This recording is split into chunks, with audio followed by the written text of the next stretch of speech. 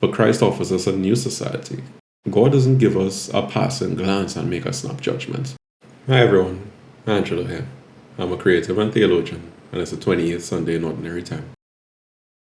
So, still in chapter 17 of Luke, and this story is where a group of people with leprosy meet Jesus. So, what's happening is that Jesus is on his way to Jerusalem, and because he can't really go through either one side or the other, he passing through in between Samaria and Galilee. So on his way to enter one of the villages, there's this group of men with leprosy who, from far, they're shouting out and they're saying, "Jesus, Master, have pity on us, have mercy on us." So he sees them and he says, "Go and show all this up to the priests."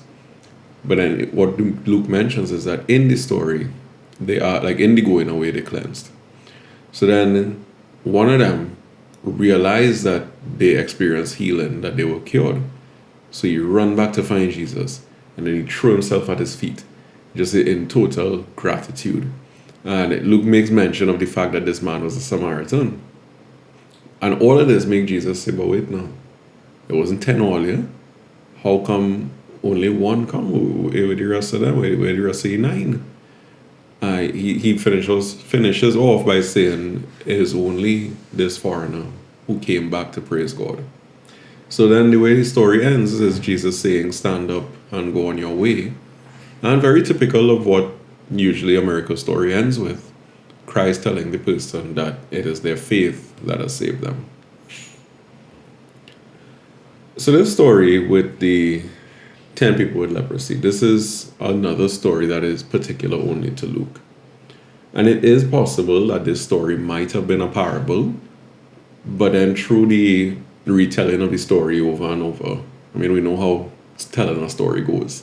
It is possible that by the time Luke wrote it down, or at least by the time we have an accepted canon of the Bible, we could say that it ended up as a miracle story. But either which way, this is the story that we have to work with.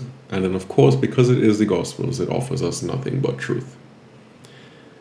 So, we'll remember that, yes, Christ reveals God's mercy to us in all of the Gospels. And I mean, I will go as far as to say in every line of the Gospel, we could find God's love and God's mercy and God's grace.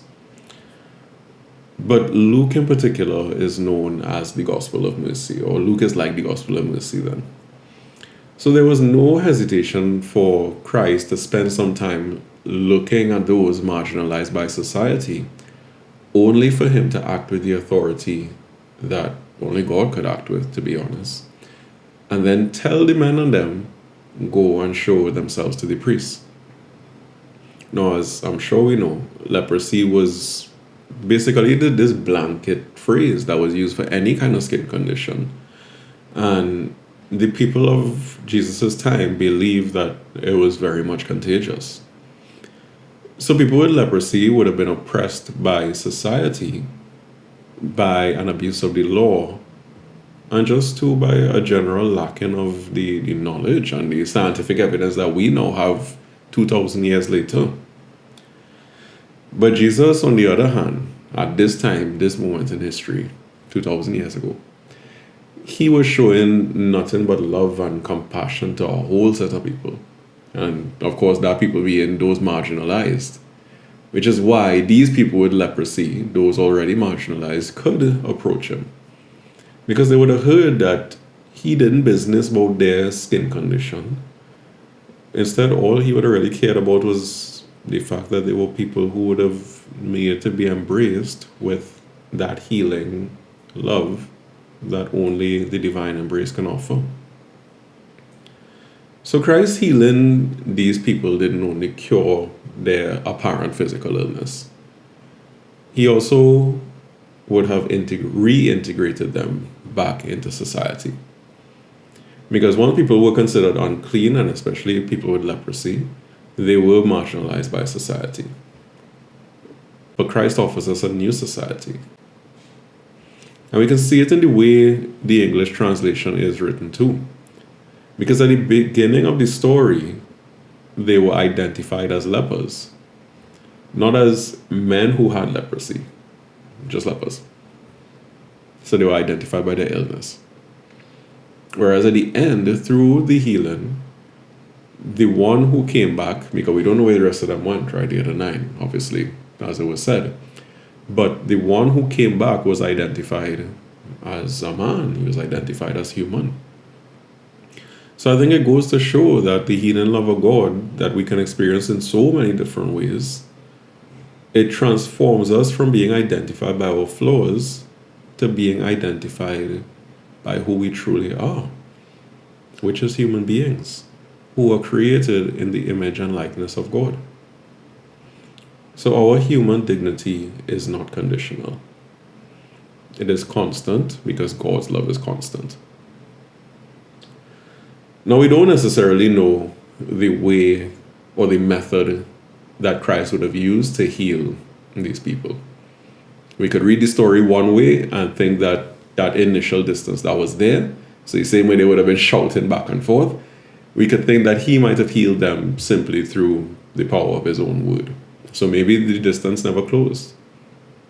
Or we could read it another way and believe that yes, there was contact, and we could say that is because he would have taken the time out of his day, because of course he had one thing in mind heading to Jerusalem, right? But he would have taken the time out of his day to properly look at these people. And I think what makes that second understanding so significant is the fact that this reveals the way that God deals with us. Like, God doesn't give us a passing glance and make a snap judgment. And God takes time to behold our whole selves. And whatever parts of us that we have marginalized, or if we have been marginalized in any way, Christ's Spirit restores us to realize a wholeness that only God can offer. Now, we have so many different ways that we can open ourselves up to that offer of wholeness in God. And through your own experience and reflection on your life, you can determine what methods would work best for you. But Luke does offer us one concrete solution here. And through the action of the Samaritan man, we can understand that gratitude helps us to be whole. I can only imagine what this must have been like, though. Because, I mean, who's to say? But I don't imagine that this initial group of 10 would have continued to travel on together after they would have met Christ. Like, we could presume it was a mix of Jews and, well, I guess at least one Samaritan. Which means that they had different priests to go and visit. Because the Samaritan would not have been welcomed by the Jewish priests if he even wanted to go in the first place. So he would have gone off on a different path from, well, we can't say who the other 9 were, right? We don't hear anything about them at all. And who knows? I mean, I suppose maybe in the solitude, which is such a fertile place for spiritual growth, by the way, he was able to realize his healing didn't come from a priest saying and acknowledging that he was healed, but rather it came from his own encounter with Christ. So he didn't need to reach as far as a priest. For any time he reflected on meeting Christ, he found that the truth of his healing was through the loving presence that God offered to him. And that same loving presence is offered to all of us. So for sure, we can come to know that presence through surveying our lives and living in gratitude. And some solo time too, either daily or maybe for different periods throughout our lives. That could be a good help in entering into a spirit of gratitude along in our life journey. Now, that is not this idea of entering into gratitude.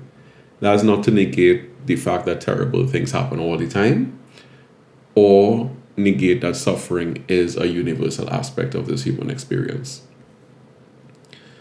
It's just that in the midst of all of that, we can realize that underneath all of it, the most permanent thing that we have isn't our suffering.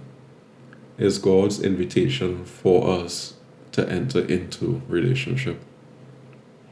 And we already established that it's not our suffering that gives us our identity. It's being made in the image of a God who enters into the suffering with us. So I can't say what the grateful one might have been going through in the midst of this story. But it does remind me a little bit in my own religious imagination of the story in Song of Songs, where the lover was looking everywhere for her beloved. And I imagine this healed man was also looking everywhere too for Christ. And when he finally found him, all he could do was let his whole self be overwhelmed with gratitude. Like it was probably full tears and all as well. Which I'm sure moved Christ too. And ever the humble servant, Jesus is like, it's your faith that has saved you. It's your gratitude that helped you to realize you were whole the entire time. You just needed to open up yourself to the love that I'm offering.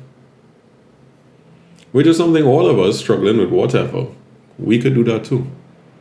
And I mean, I know it might sound all abstract and fanciful, but I genuinely believe that through some quiet time and prayer, gratitude especially in that prayer, we can come to know the love that God is offering to us. And it's not some instant process by no means, but it is doable bit by bit. Just do a little each day. And it is transformative to open ourselves up to God's love however we can. So for some of us, it might be prayer or meditation. For some of us, it might be music or physical exercise. I mean, even people do yoga as well before entering into prayer or meditation. And for some of us, it might be through a little self-care. Either way, though, all I can suggest is you find what resonates with you, the way gratitude resonated with this one called Foreigner. And pay attention to how you change over the months and the years ahead. Especially because it might surprise you a little bit more than you might expect. Anyways, that's it from me this week. And as always, I appreciate you so much for watching. Thank you.